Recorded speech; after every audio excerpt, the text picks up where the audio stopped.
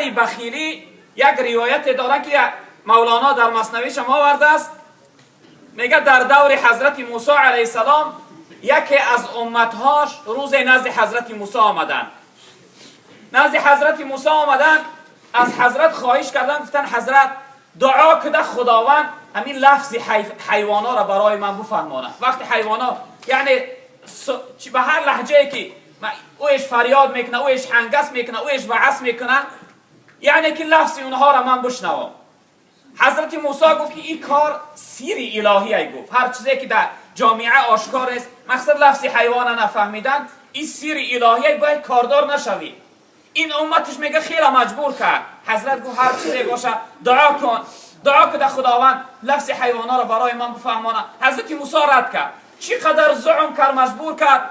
حضرت موسی علاج نه. بعد این شخصیت گفت حضرت بود خانم گفت یک خروس دارم، یک سگ دارم، گفت دعا که حدی اقل خداوند لفظ همونا را برای من بفهمانه. حضرت موسی مجبور شد، میگه خیلی دعا کرد. این شخصیت خانه‌اش آمد، در بالای سرفش یعنی در بالای دسترخوان نشسته بود، طعام میخورد. طعامش ادا کرد، در نزدش کمی میگه یک پارچه نان باقی ماند، کمی باقی ماند. نگاه کرد که در نزدش سگ ایستاده است. میگه اون پارچه نان از نزدش گرفته، در نزد سگ انداخت. وقتی نزد سگ انداخت، سگ خواست که اون پارچه را بگیره. میگه خروس قابلی کرد، این پارچه نان گرفت و گریخت. بین سگ و خروس میگه دشمنی پیدا شد.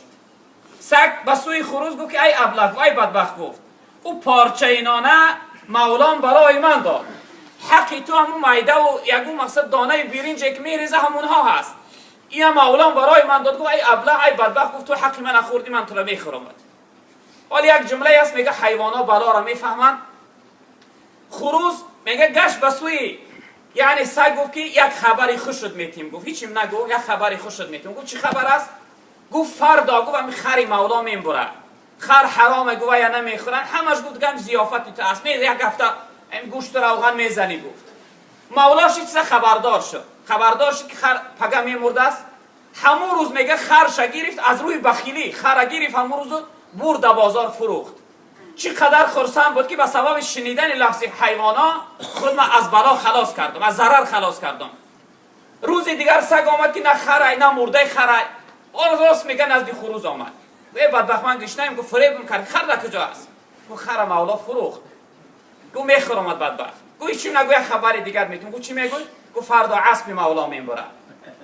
میگه این چیزا شنید، بعد از اون میگه اسبم گرفت برد فروختش. میگه همون روز دیگر سگ میگه نه اسب نه مرده است. با سر خروس آمد. وی بدبخت مولا مچسی را حس کرده است. نباشه او اسب انیق، او خر اسب انیق مردن، اما برد فروخت شد. گفت یک خبر دیگر میتونم. گفت چی خبر؟ گفت فردا گفت همین غلام سیاه بزبله همین میمره، گفت مجبور میشه مولا برای یعنی شوشتن و گور کردن و یگان زیافتی کنه، میخری زیافت. گفت همون روز میگه او غلامم برد فروخت. این شخصیت بسیار خرسند بود که به سبب شنیدن لفظ حیوانها از ضرر خود خلاص کرده است. روز چهارم شد، میگه سگ آمد نزد خروس، گفت بدبخت امروز دیگر اجازت نمیدم، من از دست تو 4 روز گرسنه گشته استادم.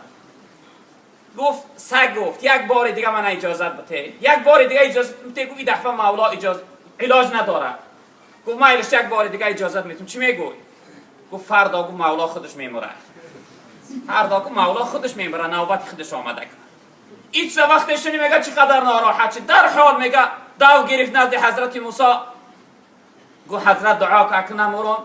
حضرت موسی گفت این کار از دست من نمیآید. این کار از دست من نمیآید. اگر تو یعنی صبر میکردی در بالای الهی راضی میشدی، با مردن همون خر یعنی از بالا این مصیبت دور میشی. وقتی که بخیلی کردی و یعنی در کار الهی کاردار شدی، اکن در این مصیبت صبر کن. من فقط میتونم که دعا کنم که از دنیا به ایمان بروی. من میتونم که دعا کنم که از دنیا به ایمان بروی. ببینه برادر عزیز که ضرر چقدر ضرر بزرگ انسان از بخیلی میکرد. از روی مردن یک خر مردن خودشو به گردن گرفت. این بخیل‌های ما هم خیر میشن آخرش. خدا پناه بده. حتی هستی شیخ سعدی هم در بستانش یک قصه داره. بخیلی برادران عزیز تأثیرش در نسل بسیار زیاد تأثیر میکنه. یعنی انسانی که خودش بخیل باشه، فرزنداش هم این چنین میروند. وقتی فرزند همت بلند و سخاوتمند و جوانمرد نباشه، از او بعد مردن امید دعا نداشته باش. چی رنگی که خودت امروز یعنی سختیلی میکنی و بخیلی و موسیقی میکنی ولی فرزندی تو هست. شیخ سعدی یک قصه دارد در بستان، میگه یک انسان بسیار انسانی یعنی بخیل بود، انسانی ممسک بود، دلتنگ بود.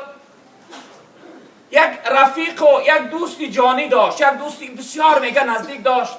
در حیاتش میگه یک بار همون دوستش خانش مهمانی آمد. اکنون بخیل هم باشه جای یعنی همت بلندیش آمده است، باید یک ضیافت نشان کرد، چون که دائم وقتی خانه او میرفت مهمانداریش میکرد، عزتش میکرد. این بخیل میگه فرزندش نزدش فریاد کرد، گفت پسرم اینجا بیا، نزدم بیا. گفت پدر چی میگه؟ فرما. گفت پسرم، گفت این دوستی جانی من است، گفت که خانه ای برام من بسیار ضیافت خوب میکنه. گفت اینا پول از من بگیر، راست بازار برا، بهترین و پیشترین گوشتی بازار بخر بیا تا اینکه ما با این یعنی دوستمون ضیافت کنیم. یکم فرزند اون بخیل که بود، فرزند حلالی، پول گرفت میگه راز نزد قصاب رفت، نزد گوشت فروش، گفت بهترین گوشت برای من بود که یک رفیقی نزدیک پدرم آمده است باید او را ضیافت کنیم. میگه گوشت فروش گفت که از من گفت برای تو یک گوشت میدهم، گفت که مثل مسکه برین ملایم است. وقتی هیچ چیز میگه از گوشت فروش فهمید، فکر کرد فرزند بخیل، گفت از گوشت مسکن یعنی بهتر بود که گوشت با مسکن مثال آورده شده، مسکن از اون طرف میرم مسکن میخرم. پول تگو اخیر پولش گرفت، میگه پول گرفت راست نزد مسکن فروش رفت. گفت برادر، گفت یک دوستی عزیز و بسیار نزدیک پدر آمده است باید ضیافت کنیم، بهترینی یعنی همین مسکن تا برای ما بودی. گفت هاز یک مسکه میتون برات که اصل برای شیرین ای بیس گفت پولا ما بودی، گفت ای مسکه د اصل خوب بوده کی این مسکش با اصل مثال آورده. میگه پول گرفت راست میگه نزد اصل فروش رفت. گفت که ای برادر، گفت یک بهترین اصل تا برای ما بودی که رفیق پدرم آمده باید عزت مهمانداریش کنیم.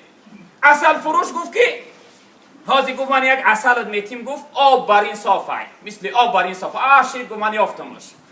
پول عقیبته. گفت در نزد خانم یک چشمه بسیار آب صاف تازه، گفت آب شیرینه. میرم گفت یک کوزه یعنی چشمه آب میگیرم، پدرم خاطر رفیقش میزنه آب چشمه را، از همه اینا آب خوب بوده. بعد حضرت گشت آمد، میگه این فرزند یک کوزه چشمه آب گرفت رفت نزد مهمان و پدرش گذاشت. بعد پدرش پرسید، گفت فرزند چی هست؟ من تو رو با گوش را یکم آب آورده. این حادثه یک با یک میگه نقل کرد. نزد گوشت فروش رفتم، گفت گوشت میت مثل مسکه. گفتم ای گوشت مسکه خوبتر. او گفت که یعنی مسکه میت مثل اصل. قصه کوتاه از همه بهتر می آب بود. از خاطر رفیق دوست دکن آب بزنی حضرت.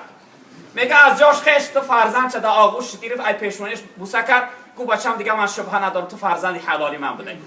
من همه کارو من میخیره. گفت من بعد گفت بچم یک چیز میپرسم، تو این قدر گشتی، نزد گوشت فروش رفتی، نزد مسکه فروش رفتی، نزد عسل فروش رفتی، تو فکر نکردی که این پاپوشی تهاش خورده میشوند؟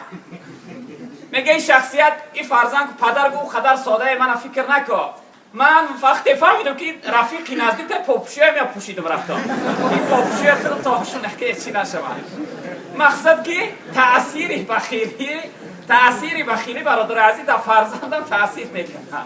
و همین خاطر شما برادر عزیز حرکت کنید که امروز با غیرت باشه، یعنی همت بلند و جوانمرد باشه، تا اینکه فرزندای شما هم با غیرت باشن، همت بلند باشن که بعدی رفتن تو فرزندا هم با نیکی یاد کنن. اون چیزی که از شما مانده است در حق تو خیر سخاوت کنن، در حقتون دعا کنن تا اینکه فایدهش برای شما برسه. پروردگار جمعیت ما را